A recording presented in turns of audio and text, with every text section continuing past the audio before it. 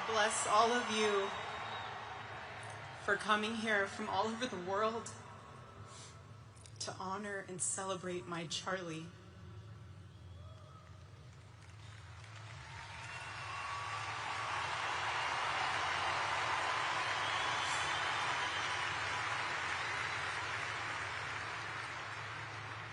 Just a few miles from here, 2 years ago at America Fest 2023, Charlie delivered a speech on stage for our TPUSA Faith event. Charlie loves speaking off the cuff.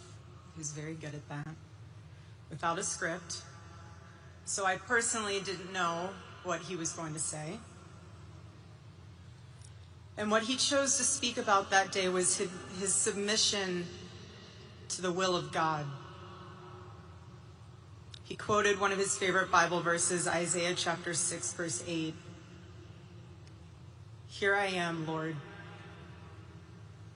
Send me." After Charlie finished, I met him backstage, and I spoke to him, and I'll never forget this. I said, "Charlie, baby, please talk to me next time before you say that statement. Because when you say something like that, there is so much power in that verse. When you say, 'Here I am, Lord, use me,' God will take you up on that." And he did with Charlie.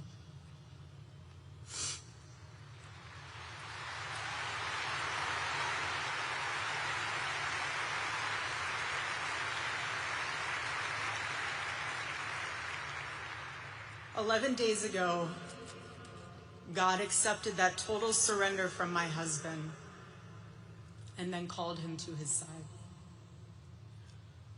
More than anything, Charlie wanted to do not his will, but God's will. And over these past 11 days, through all the pain, never before have I found as much comfort as I now do in the words of our Lord's Prayer, 'Thy will be done.'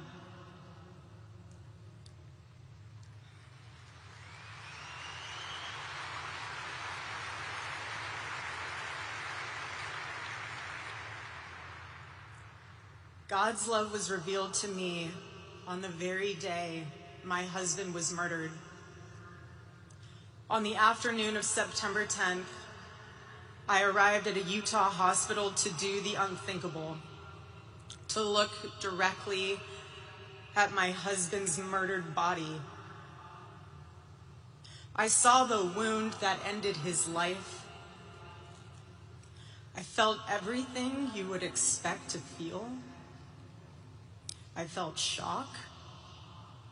I felt horror, and a level of heartache that I didn't even know existed. But there was something else too. Even in death, I could see the man that I love. I saw the one single gray hair on the side of his head, which I never told him about. Now he knows. Sorry, baby, telling you now, but never told him. Didn't want to. I also saw this. I also saw on his lips the faintest smile. And that told me something important. It revealed to me a great mercy from God in this tragedy. When I saw that, it told me Charlie didn't suffer. Even the doctor told me it was something so instant that even if Charlie had been shot in the operating room itself, nothing could have been done. There was no pain, there was no fear, no agony. One moment Charlie was doing what he loved. arguing and debating on campus, fighting for the gospel and truth in front of a big crowd. And then he blinked. He blinked and saw his Savior in paradise.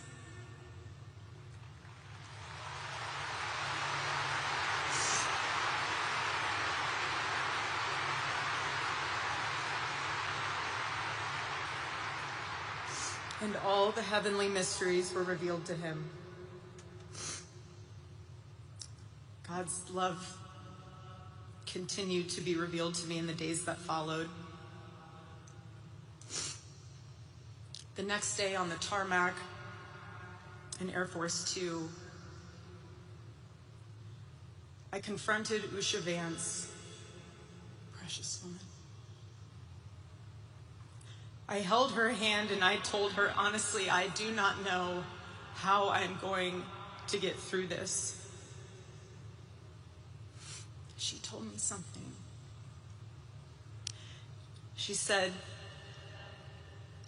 you know when you're on an airplane with your kids and it's the last 15 minutes of the flight and things are crazy, kids are not cooperating, toys are flying everywhere and everyone's screaming. And you think to yourself, I cannot wait for this flight to land. And it's 15 minutes before you land. And she told me, you will get through these 15 minutes and the next 15 minutes after that. Usha, I don't think you realized it then, but those words were exactly what I needed to hear. But most of all, God's mercy and God's love have been revealed to me these past 10 days. After Charlie's assassination, we didn't see violence. We didn't see rioting.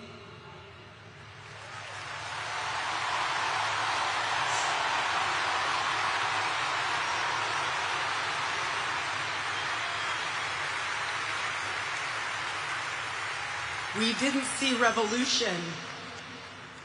Instead, we saw what my husband always prayed he would see in this country. We saw revival.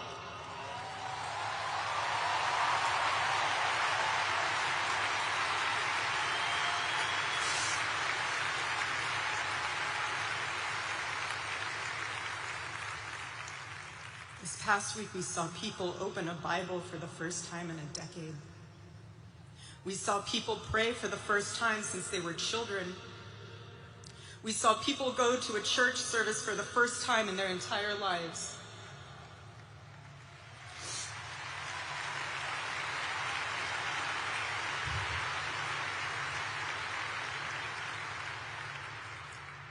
Charlie liked to journal. And I say this because he did it to remember important moments and sayings that affected him. And one of the things he wrote in his journal was this: every time you make a decision, it puts a mark on your soul. To those of you out there who just made that decision and took the first step toward a spiritual life, I say thank you and welcome.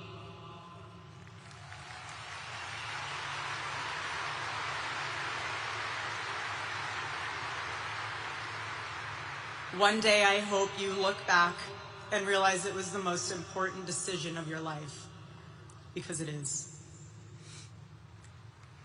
All of you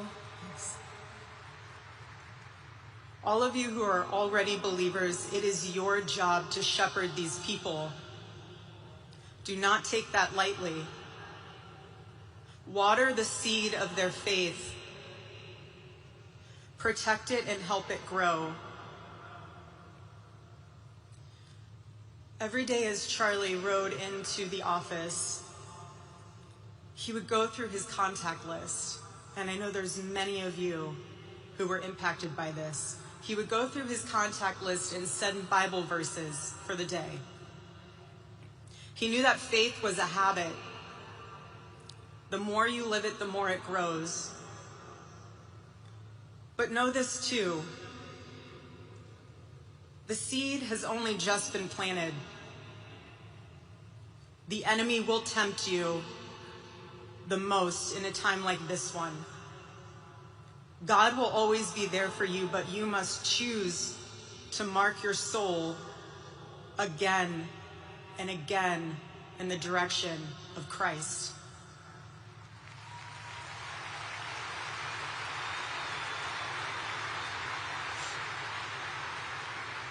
Pray again. Read the Bible again. Go to church next Sunday and the Sunday after that, and break free from the temptations and shackles of this world.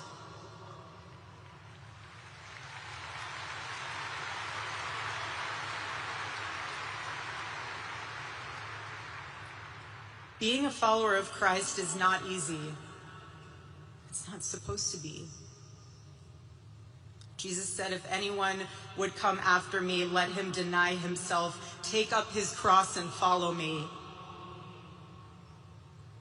He said he would be persecuted. He said we would be persecuted. And Charlie knew that and happily carried his cross all the way to the end.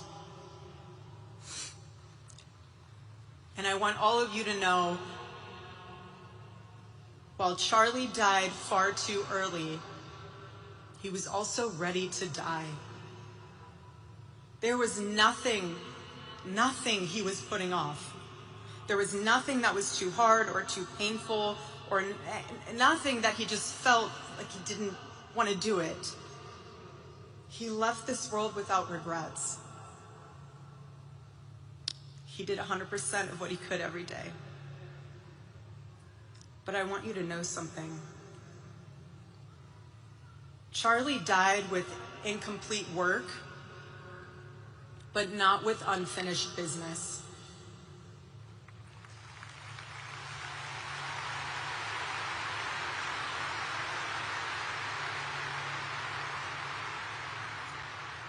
But I will miss him.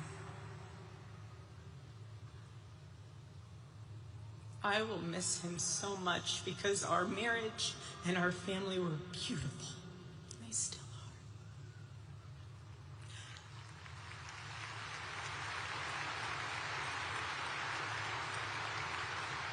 The greatest cause in Charlie's life was trying to revive the American family. When he spoke to young people, he was always eager to tell them about God's vision for marriage and how, if they could just dare to live it out, it would enrich every part of their life in the same way that it enriched ours. And someone once asked me how Charlie and I, how we kept our marriage so strong when he was busy traveling. And our little secret, it was love notes. Every Saturday, Charlie wrote one for me, and he never missed a Saturday. And in every single one of them, he'd tell me what his highlight was for the week, how grateful he was for me and our babies. And always at the end, he would always end it with asking the most beautiful question. He'd always end it by asking, please let me know how I can better serve you as a husband. Charlie perfectly understood God's role for a Christian husband. A man who leads so that they can serve.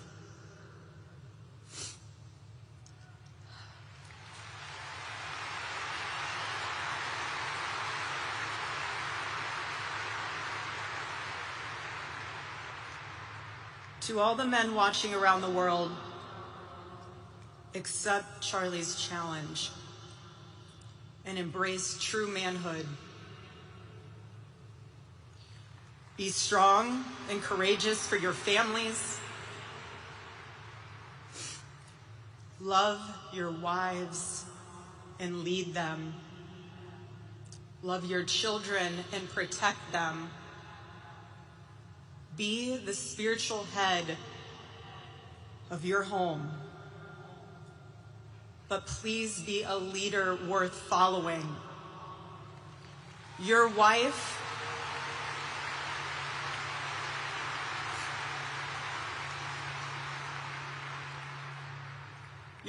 is not your servant. Your wife is not your employee. Your wife is not your slave. She is your helper. You are not rivals. You are one flesh working together for the glory of God.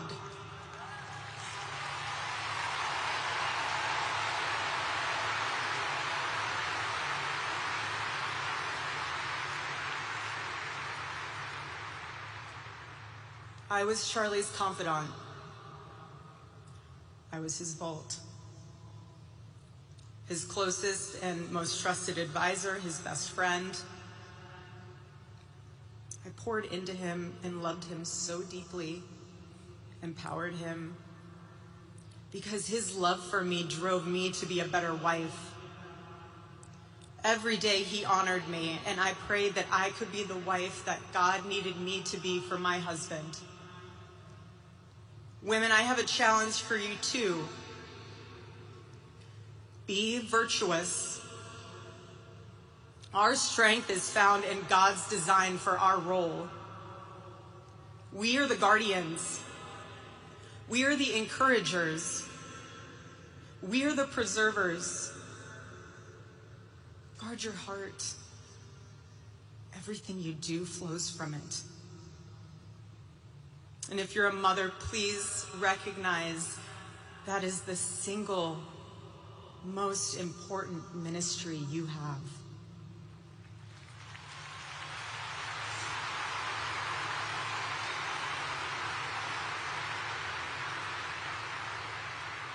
In our home, because Charlie traveled a lot, we tried to travel with him where we could.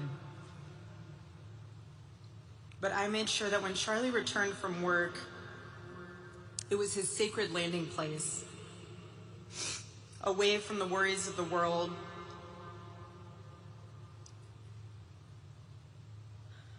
I didn't make him feel guilty for being away too long or too much, or getting home too late. I always told him, home is here for you, and it'll be ready for you. And I made it into this place where he wanted to be as soon as possible when he was on the road.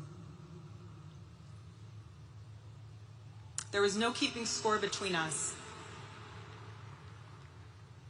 We were a team, working together for the same mission. I never wanted to be the one standing between Charlie and the task that God prepared for him, had set for him. And I knew Charlie would always do his best to help me with the same. My marriage with Charlie was the best thing that ever happened to me. And I know it was the best thing that ever happened to him as well. He wanted everyone to experience that joy. And that's what's so beautiful about God's design for marriage, is that everyone can. And I could talk endlessly about it, and years to come I will. But Charlie's mission above all was aimed directly at those who aren't married. He named his organization well. He knew things were not right with America, and especially with young people, and they needed a new direction.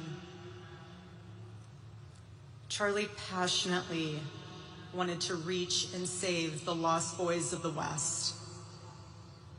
The young men who feel like they have no direction, no purpose, no faith, and no reason to live. The men wasting their lives on distractions, and the men consumed with resentment, anger, and hate. Charlie wanted to help them. He wanted them to have a home with Turning Point USA. And when he went onto campus, he was looking to show them a better path. and a better life that was right there for the taking. He wanted to show them that.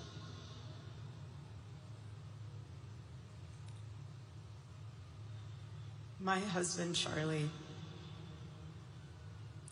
he wanted to save young men just like the one who took his life.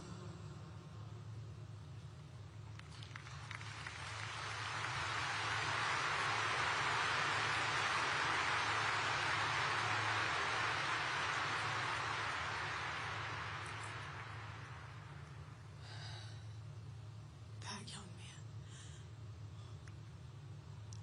young man. On the cross, our Savior said,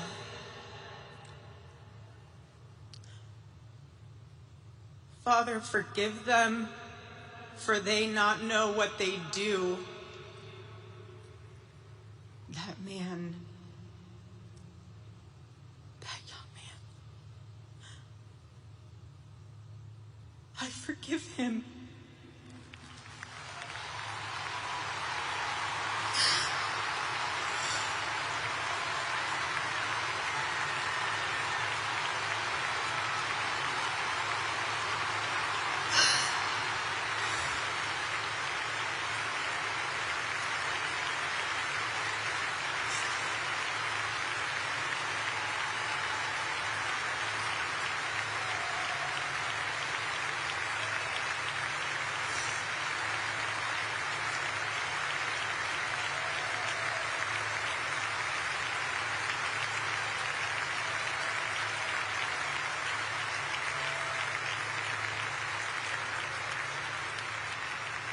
I forgive him because it was what Christ did and is what Charlie would do.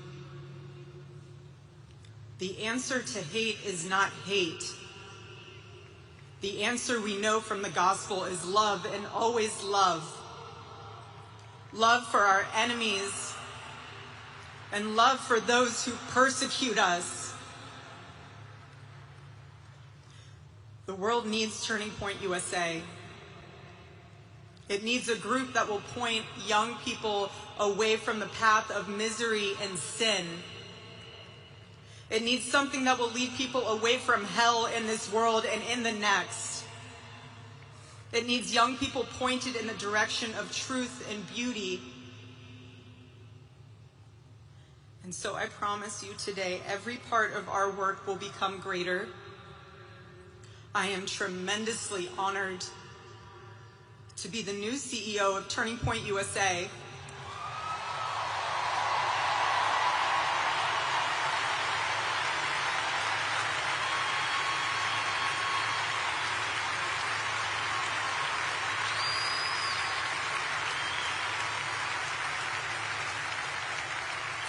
I do not take that lightly.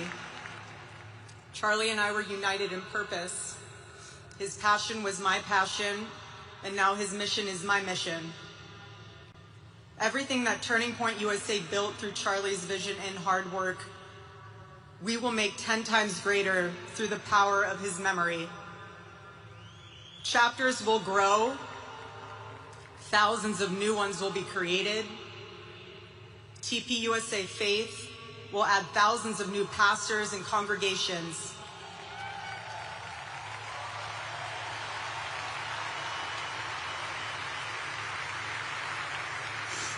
And yes, campus events will continue. And we will continue to hold debates and dialogue.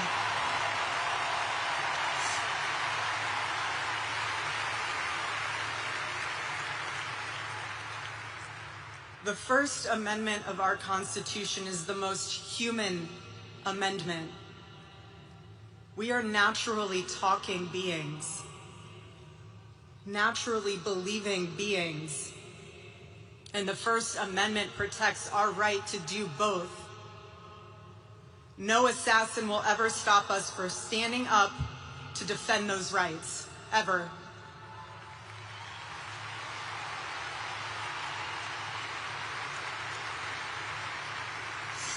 Because when you stop the conversation, when you stop the dialogue, This is what happens when we lose the ability and the willingness to communicate. We get violence. And as I stand here now and I look at this beautiful photo of my husband in front of me hanging in the stadium, I think of my husband 13 years ago. I hadn't met him yet. He was 18 years old, a man barely out of high school, running around the halls of the RNC without $1 in his pocket and a single contact in his phone. People who saw him said that he didn't know what he was doing, but he did. He did know what he was doing. He knew exactly what he was doing. He was going to change the world, and he did. Charlie's life was a turning point for this country. It was a miracle. Let that miracle that was Charlie's life be your turning point as well. Choose prayer. Choose courage. Choose beauty. Choose adventure. Choose family. Choose a life of faith. Most importantly, choose Christ.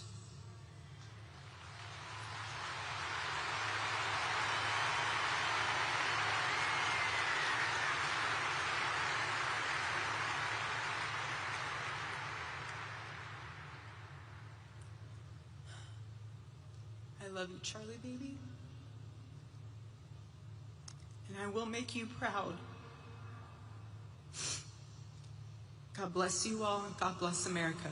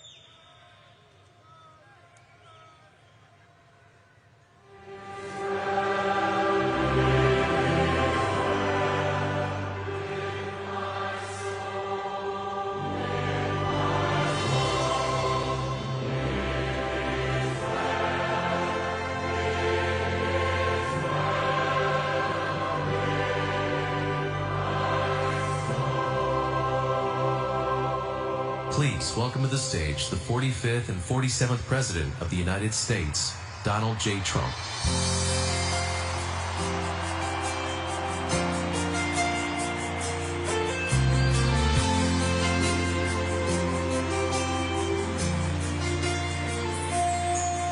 If tomorrow all the things were gone, I'd work for all my life. But I had to start again with just my children and my wife. Thank my lucky stars to be living here today. The flag still stands for freedom, and they can't take that away.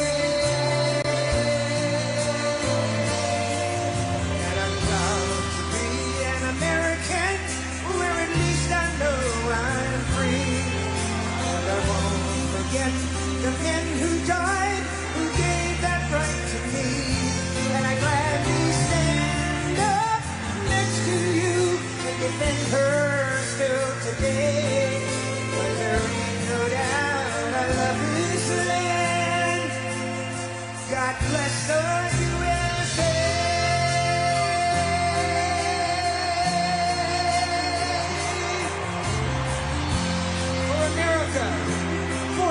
Charlie Kirk.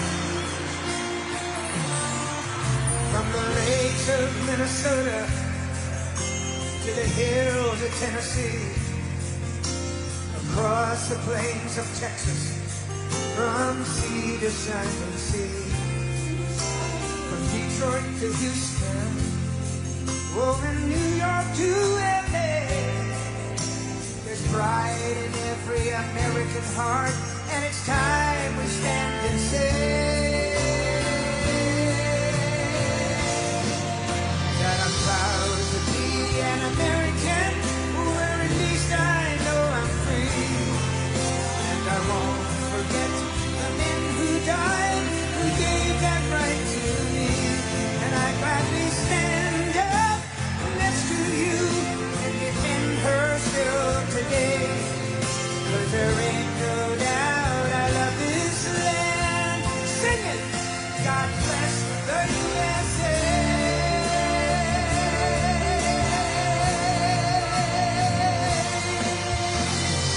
I'm proud to be an American, where at least I know I'm free. And I won't forget the men who died, who gave that right to me.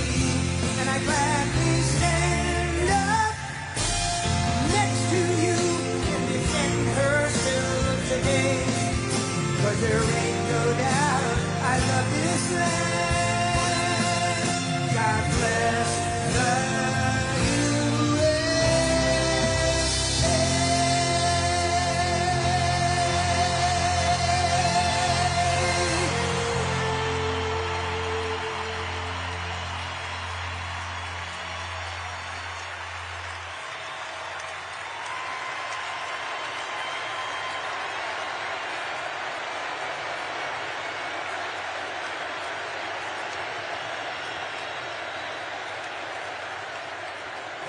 Thank you very much, Lee. You've been there from the beginning with us, Lee, and we appreciate it. Nobody can sing that song like Lee Greenwood. Thank you very much, Lee, very much for being here. And his voice has not changed, you know? Pretty amazing. And a special thank you to Erika, because today America is a nation in grief, a nation in shock, and a nation in mourning. Less than 2 weeks ago, our country was robbed of one of the brightest lights of our times, a giant of his generation, and above all, a devoted husband, father, son, Christian and patriot. Charles James Kirk was heinously murdered by a radicalized, cold-blooded monster for speaking the truth that was in his heart. He was violently killed because he spoke for freedom and justice, for God and country, for reason and for common sense. He was assassinated because he lived bravely, he led boldly, and he argued brilliantly without apology. He did what was right for our nation. And so on that terrible day, September 10th, 2025, our greatest evangelist for American liberty became immortal. He's a martyr now for American freedom. I know I speak for everyone here today when I say that none of us will ever forget Charlie Kirk, and neither now will history.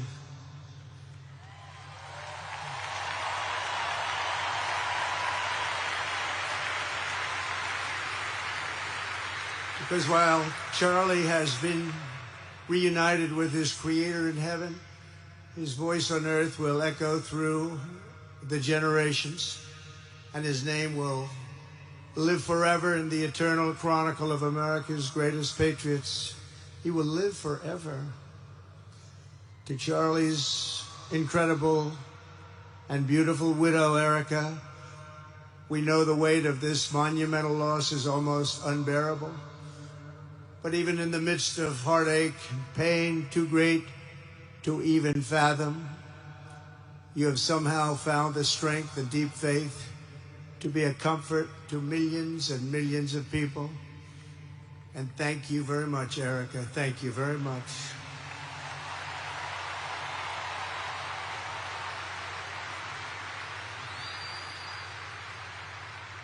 Today, an entire nation wraps its loving arms around you and beautiful children. We share in your immense and overwhelming sorrow, and we vow that we will do everything we can to ensure that your children grow up in a land where their father is honored and revered as a great American hero. That's what he is.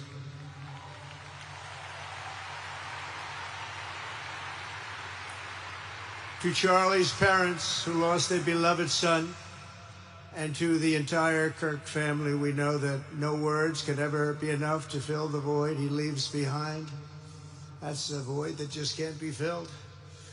But I hope the extraordinary outpouring of emotion over these past 11 days has comforted you with the knowledge that your son brought more good and love into this world in his 31 short years than most people, even very, very successful people, can bring in a lifetime.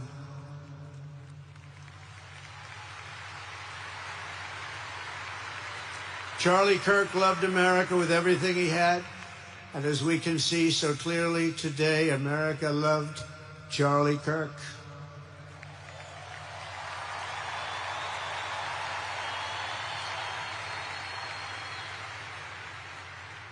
And he could always draw a big crowd. Look at this today. Look at what's gone on. This is a big crowd.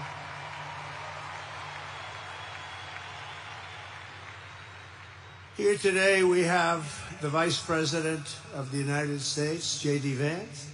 We have the Speaker of the U.S. House of Representatives, Mike Johnson.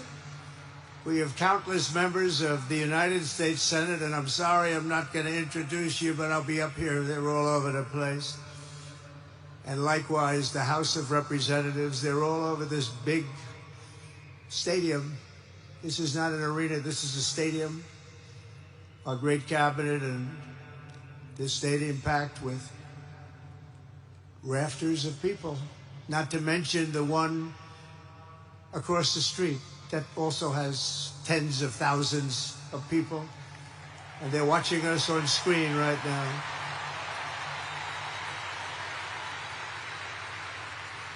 And I'm sorry we couldn't get you in. If anybody would like to give up your seat, please walk across the street. But this is like an old-time revival, isn't it? An old-time revival.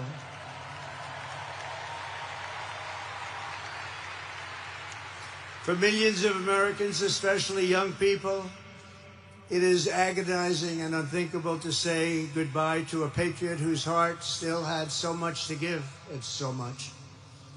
Raised in the suburbs of Chicago, Charlie was filled with a patriotic spirit from his youth, and he was an all-American in everything he did. And one of the last things he said to me is, "Please, sir, save Chicago." We're going to do that. We're going to save Chicago from horrible crime.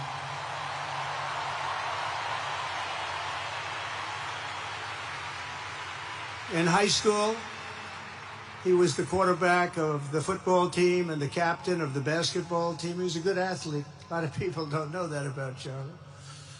He was an Eagle Scout who spent his school lunch breaks listening to another champion for liberty, somebody that he greatly admired, Rush Limbaugh.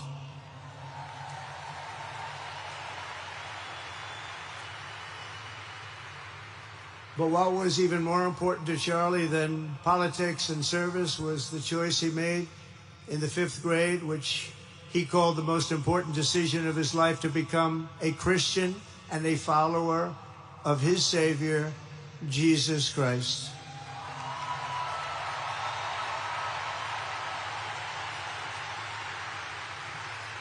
Inspired by faith and his love of freedom, Charlie did something remarkable when he was just 18 years old.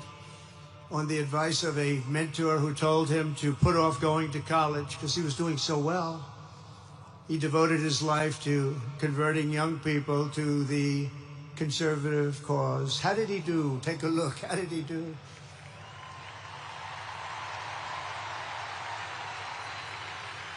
In 2012, 2 days after graduating high school, and with just $1,800 in his pocket, the young man from Illinois, who no one had ever heard of, started an organization whose grand ambitions were captured in its name, Turning Point USA. Great name.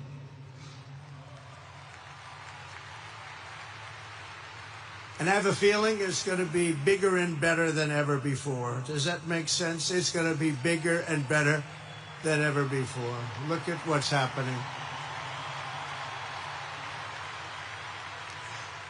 12 years ago, Charlie walked onto his first college campus, the very liberal University of Wisconsin at Madison. He set up a card table and put up a sign with 3 words: "Big government sucks." Could you believe that? That's Charlie. That day, Charlie talked to every student who approached him, most of whom were probably quite a bit older than he was. Finally, after many hours, he found the first ever Turning Point chapter leader. His first year out of high school, Charlie traveled 300 days raising money and taking his message to campuses all over the country. He lived out of his parents' basement, and they actually loved having him there. They loved Charlie. Everybody loved Charlie. And on the couches of friends and supporters, he lived off couches for 2 years, 3 years, then life started getting a little bit different, but he was always the same. For 5 years, he refused to take a paycheck, but day after day, he worked from 5 a.m. in the morning till 11 p.m. in the evening, always. His staff remembers that he wore Walmart jeans and T-shirts from the Goodwill store. Remember the Goodwill store? It wasn't easy, but Charlie wasn't in it for money at all, never has been. Money was never his thing. He was always in it for the mission. As he liked to say even back then, we have a country to save. Just what he did. He'd call me all the time, "Sir, we have a country to save." I said, "Charlie, thanks very much for telling me that. I appreciate it." Charlie volunteered for my 2016 campaign and traveled the nation with my son Don and Eric. I got to know him very well and saw immediately that Charlie was actually a master builder of people. It was Charlie who first started organizing young black conservatives hungry for support and leadership. It was Charlie who stood up for persecuted Christians and Jews on college campuses.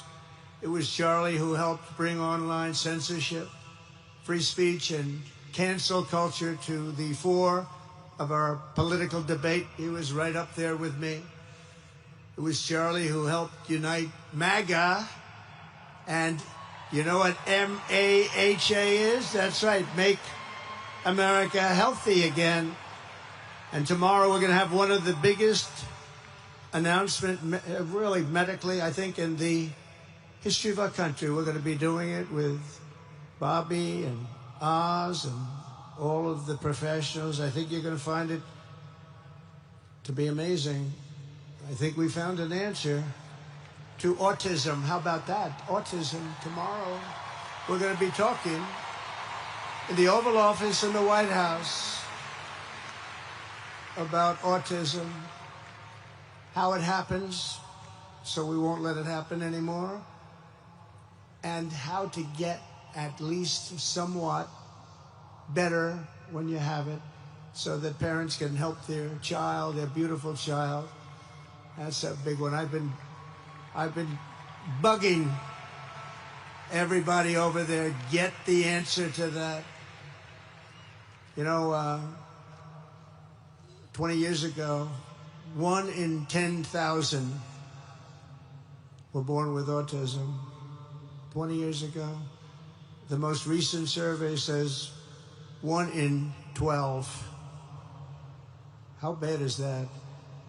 That's for young boys, baby boys, but also girls, a little bit better. It's about 1 in 20, but we can't because obviously there was something really wrong, and we think we know what that is. It's going to be, I think it's going to be one of the most important news conferences I'll ever have, and I look so forward to it.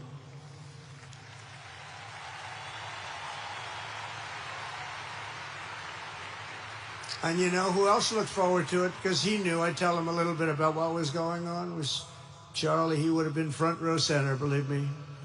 We'll be missing him tomorrow. It was such a big deal for him, too. He brought together Donald Trump, Bobby Kennedy, right here in the great state of Arizona 1 year ago. Remember that? What a night, what a day that was. And it was Charlie who was among the first to speak to me about a man from Ohio by the name of J.D. Vance. Have you ever heard of him? He's doing a good job.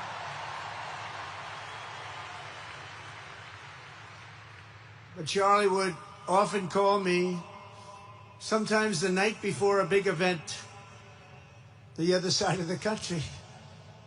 And he'd ask me, he'd say, do you think you could come and speak at the event? The following day, right? I'd say, Charlie, give me a break. I'm the President of the United States. You want me to travel 4 hours by plane? And you know, sometimes I did it. He was a very good guy. He was a very convincing guy. He didn't stop. But he would ask for things like that. Sir, could you be tomorrow in California? I said, Charlie, give me a break, please. He just wouldn't stop. And he succeeded. But I almost always went because you never wanted to let Charlie down. He worked so hard. You just didn't want to let him down. I felt guilty. He'd make me feel very guilty. As president, many people asked me for things, but Charlie was one of the few who always gave more than he took. He was a giver, much more than a taker.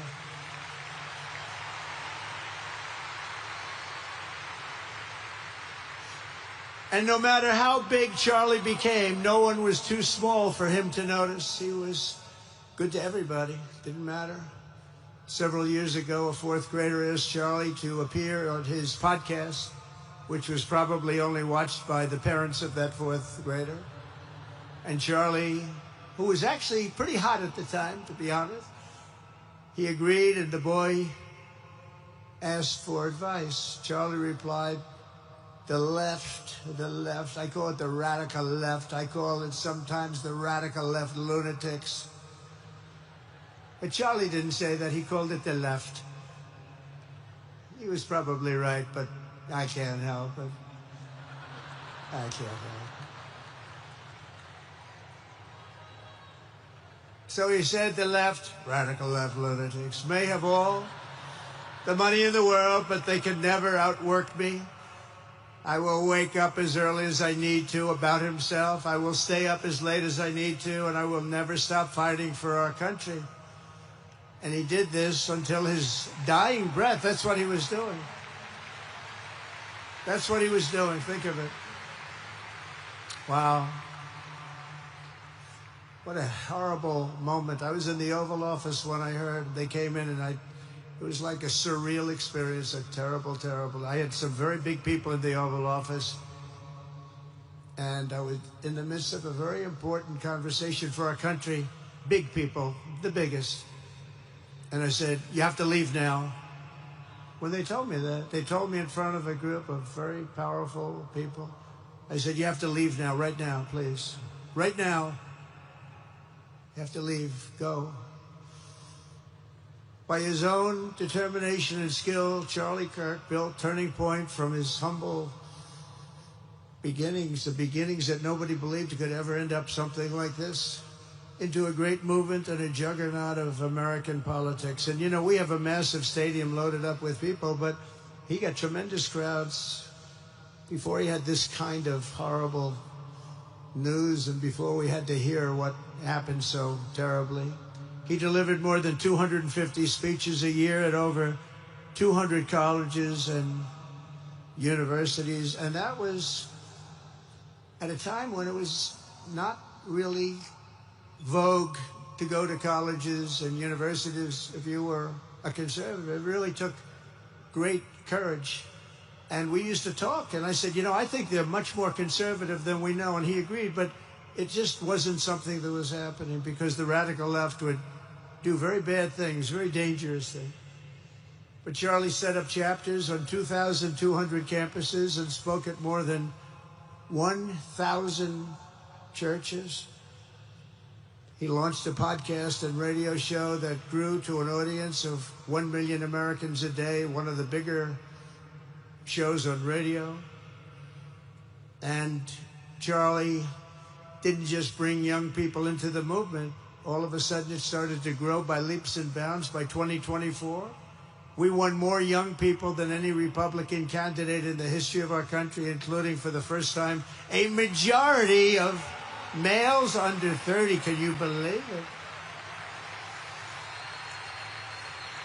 Remember when Republican presidential candidates would get 4%? No, we did unbelievably with young people. And he was a big, big factor. Unbelievable. But he made me work for it. Sir, you have to make a speech here. You have to make a speech there. But we did it, and we won, and our country is doing unbelievably well now. We had a country that was dead 1 year ago, and now we have the hottest country anywhere in the world. And Charlie helped us make it that. One of the great people. But through it all, the core of Charlie's message and his basic method never changed. It never really changed. He stayed the same person also. At every campus event, Charlie asked the people who disagreed with him to come forward, and instead of silencing them, he handed them a microphone and let them speak. And he'd convinced so many of them. It was a pretty amazing thing to watch, actually. Shortly before Charlie arrived on campus, the day he was assassinated, a staff member texted him that there were many critics and students who were opposed to his views and rather strenuously in the crowd. And that actually made him feel good because he wanted to convince them. He understood. He really did. He understood what was right. And he was right about that. A lot of it was based on common sense, by the way. Charlie wrote back to the staff member saying, I'm not here to fight them. I want to know them and love them, and I want to reach them and try and lead them into a great way of life in our country. In that private moment on his dying day, we find everything we need to know about who Charlie Kirk truly was. He was a missionary with a noble spirit and a great, great purpose. He did not hate his opponents. He wanted the best for them. That's where I disagreed with Charlie. I hate my opponent, and I don't want the best for them. I'm sorry. I am sorry, Erika. But now Erika can talk to me and the whole group, and maybe they can convince me that that's not right, but I can't stand my opponent. Charlie's angry. Looking down, he's angry at me now. He wasn't interested in demonizing anyone. He was interested in persuading everyone to the ideas and principles he believed were good, right, and true. Before each appearance, he prayed these words: God, use me for your will. Always said the same thing. Use me for your will.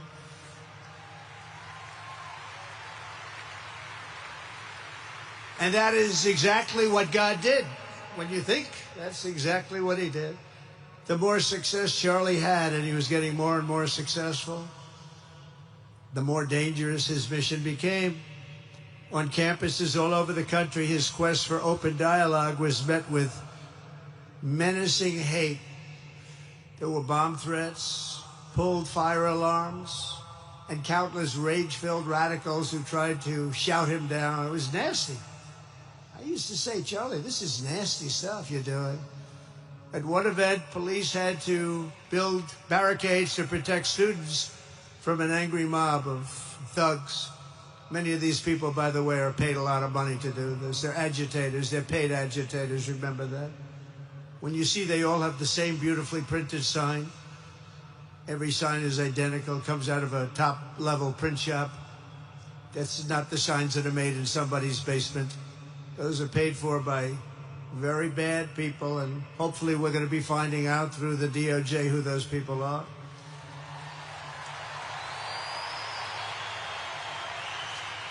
At another college, Antifa terrorists shattered windows, threw rocks, and tried to storm the building where Charlie was speaking. It was a really bad one. Often dozens of police officers were needed to prevent left-wing violence. And the violence comes largely from the left. You don't hear that from too many people, do you? And virtually every day for years before he was murdered, Charlie received these horrible death threats. People don't know. I used to talk to him about it. He said, I got some threats. He always felt that when they actually made the threat, they were not the ones to worry about. The ones to worry about were the ones that don't make the threats. And I think you know what I mean. He knew the risk, but he and I shared a certain motto, never back down and never ever surrender. Just don't surrender, never back down. He believed in it so strongly. So strongly. And he's right. He's totally right. The radicals and their allies in the media, sometimes referred to, as my son said, the fake news media, tried to silence Charlie for a simple reason, because he was winning, and he was winning big. He was taking over college campuses, colleges that had, in theory, only very liberal, or as they like to say, progressive. I call them liberal, but they like to call themselves, because it's such a beautiful word, progressive. They're the opposite of progressive, if you think about it. But they were really nasty, and he would go into these colleges. All of a sudden, within 2 years, 3 years, they turned into bastions of conservatism. It was really quite amazing to see. They lied about him because they did not want you to listen to him or to learn from him, because what he was talking about and even preaching made so much sense. Everywhere he went, he won the debates, he won the hearts, he won the minds, and yes, he won the elections for people. He helped us, he helped other people. We won the biggest election in the history of our country, I believe.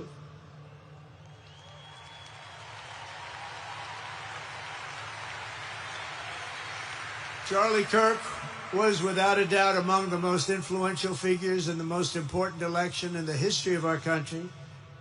The election of, oh, that beautiful day, November 5th, 2024. Do you remember that day? It was 9 months ago.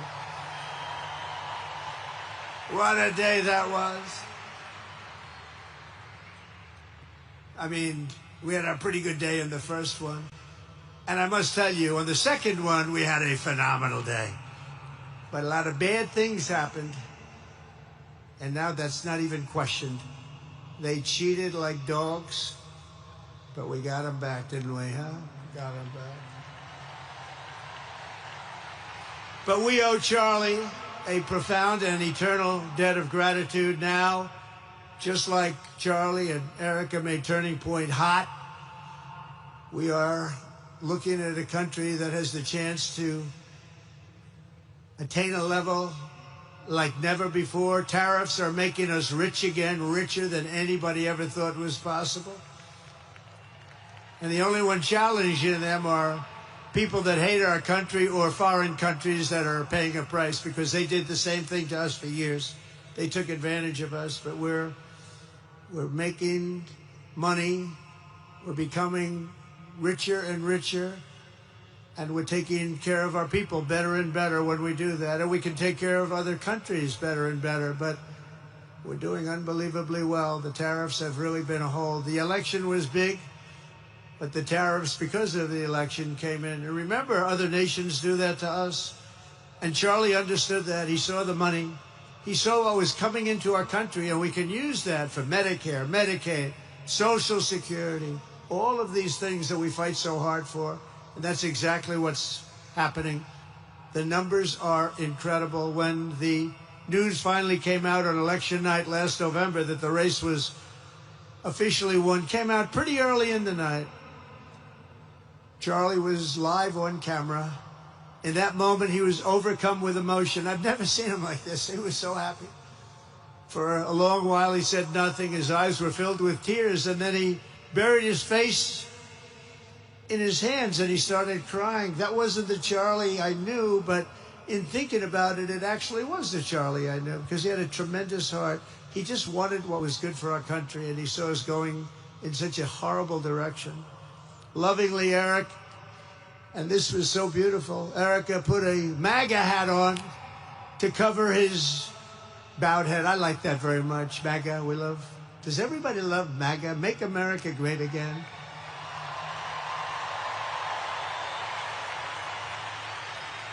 When Joe Biden used to get up, remember the speeches? We will stop MAGA. We will stop MAGA. You know, he could barely get the words out. We will stop.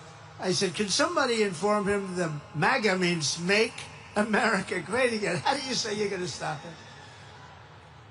And Charlie understood that. When Charlie finally looked up and spoke, he smiled through the watery eyes and simply said, I am humbled by God's grace. That was his statement that night. I was watching him. I was very impressed, actually. It showed he had a big heart. Every single American should take a long, hard look at the twisted soul and dark spirit of anyone who would want to kill a young man as good as Charlie. To kill anybody, but to kill a man like this, he didn't deserve this. He didn't deserve this. Our country didn't deserve this. And anyone who would make excuses for it are just out of their mind.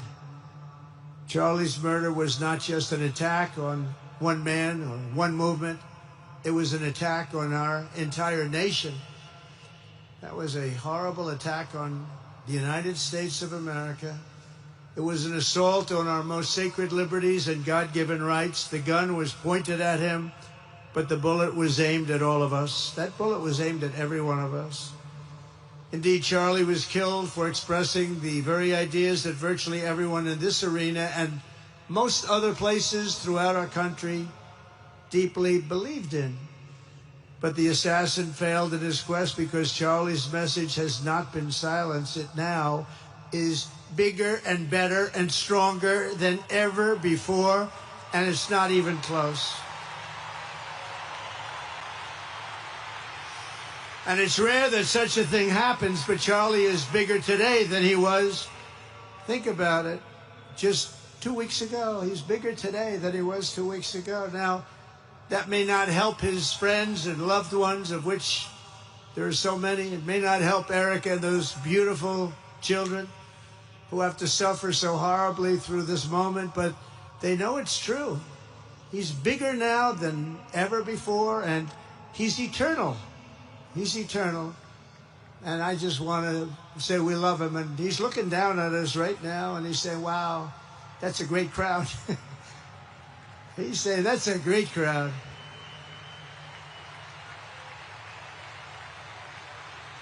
And it's a great crowd of patriots. But that's why I will soon award Charlie the nation's highest civilian honor, the Presidential Medal of Freedom. It's the highest civilian honor.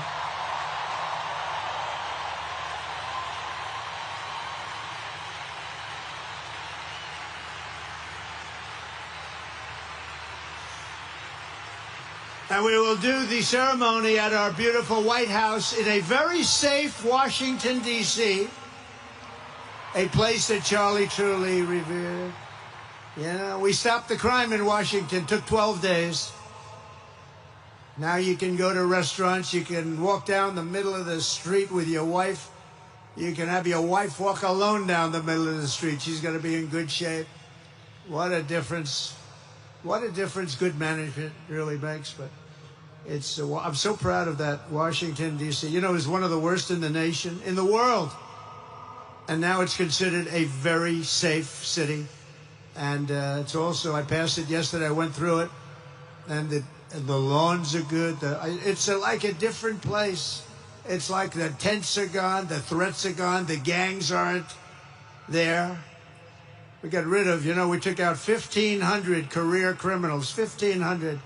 If you have 3 career criminals, that can make a big difference. But I'm so proud of Washington, D.C., and now we're going into Memphis. And we'll get that one straightened out fast. And then we're going into some others, but we're going to go to Chicago, and we're going to have Charlie very much in mind when we go into Chicago. And we'll get that one straightened out. You have an incompetent governor who he thinks it's okay when 11 people get murdered over the weekend. He thinks you don't have any crime when 11 people get murdered and 28 people get shot. He says he's got crime. No, they don't have it under control, but we'll have it under control very quickly. So we're going to be doing that. And Charlie loved what we were doing. He was so proud of what happened. He was there to see it. He so proud of what happened in Washington, D.C. As you know, the depraved assassin who planned and executed Charlie's killing has been arrested and charged with capital murder. God willing, he will receive the full and ultimate punishment for his horrific crime. It's a terrible thing. Because you can't let that happen. You can't let that happen. Can't let it happen to a country. The Department of Justice is also investigating networks of radical left maniacs who fund, organize, fuel, and perpetrate political violence. And we think we know who many of them are. But law enforcement can only be the beginning of our response to Charlie's murder. Over the last 11 days, we have heard stories of commentators, influencers, and others in our society who greeted his assassination with sick approval, excuses, or even jubilation. You've heard that. So have I. Couldn't believe it. Some of the very same people who spent the last 8 years trying to sit in moral judgment of anyone who disagreed with them about politics suddenly started cheering for a murder. Incredible. You know the names. They're major losers, by the way. That will be proven out in a short period of time. Some of the very people who call you a hater for using the wrong pronoun were filled with glee at the killing of a father with 2 beautiful young children. And the same commentators who this week are screaming fascism over a canceled late-night TV show where the anchor had no talent and no ratings, last week were implying that Charlie Kirk deserved what happened to him. No side in American politics has a monopoly on disturbed or misguided people. But there's one part of our political community which believes they have a monopoly on truth, goodness, and virtue, and concludes they have also a monopoly on power, thought, and speech. Well, that's not happening anymore. We've turned that corner very quickly. Tragically, atrocities of this kind, and kind that we saw in Utah, of all places, are the eventual consequence of that kind of thinking. If speech is violence, then some are bound to conclude that violence is justified to stop speech. And we're not going to let that be justified. The tradition of reason and open debate that Charlie practiced is not a pillar of our democracy. In many ways, it's the basis of our entire society. It's the right and inheritance of every free American, the greatest legacy of the Enlightenment, and among the most treasured achievements of civilization. We will defend it at all costs, and we will carry forward the torch of liberty that Charlie Kirk held so proud and so high. He was so proud, and he did hold that torch high. We will never, ever let it fail. We will never let it fail. But we're going to raise it higher than ever before. It's going to be raised, and this is the beginning. Perhaps it should be no surprise that Charlie, who spent his life speaking with the critics of these traditions, ultimately became convinced that we needed not just a political realignment, but also a spiritual reawakening. We did. And we have to bring back religion to America, because without borders, law and order, and religion, you really don't have a country anymore. We want religion brought back to America. We want to bring God back into our beautiful USA like never before. We want God back.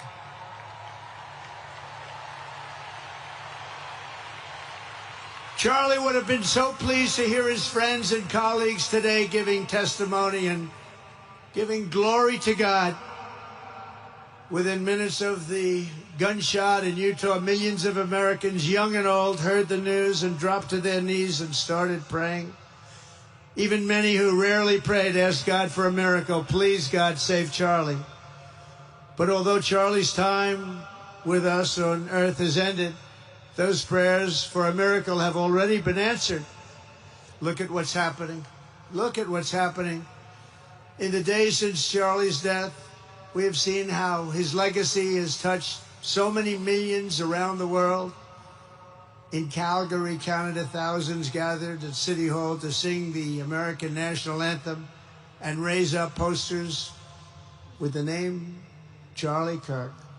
In Seoul, South Korea, crowds gathered to wave American flags and shout, "We are for Charlie Kirk."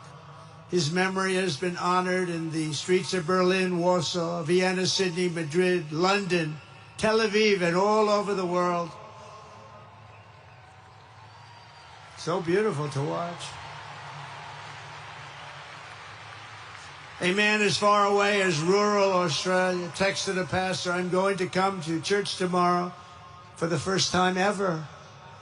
The pastor asked, "Why is that?" The man replied, "Because of Charlie Kirk." Can you imagine? The lesson of Charlie's life is that you should never underestimate what one person can do with a good heart, a righteous cause, a cheerful spirit, and the will to fight, fight, fight. Have to fight. We're saving our country.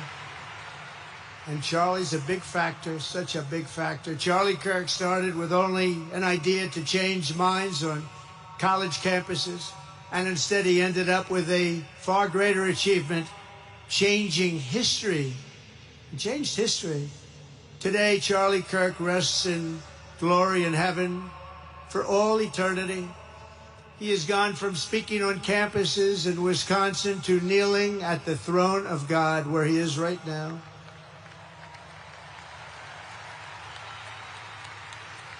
We grieve for the friend and leader that we have lost, but we go forward strengthened by his faith and bolstered by his courage and inspired by his example to defend the country he lived for the freedoms he died for, and the values in which he so deeply believed. He believed in values that we should all believe in.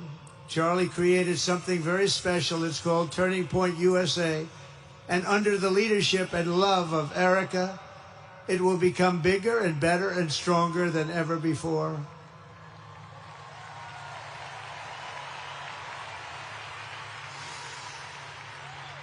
So, Charlie, we all want to thank you. We want to say a very loud God bless you, Charlie. God bless you for what you've done is incredible. And God bless Erika and the children. God bless the United States of America. And could I ask Erika, please come out. Erika, please come out. Thank you.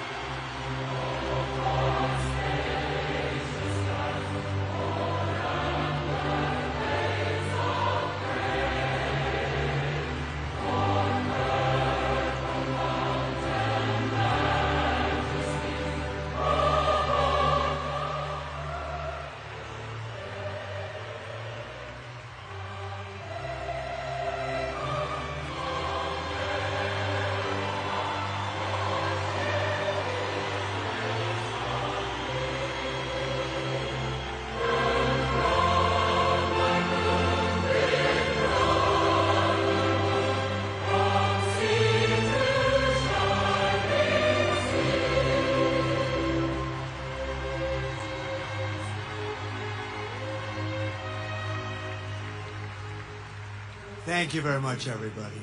Thank you very much, and good luck. God be with you. Thank you.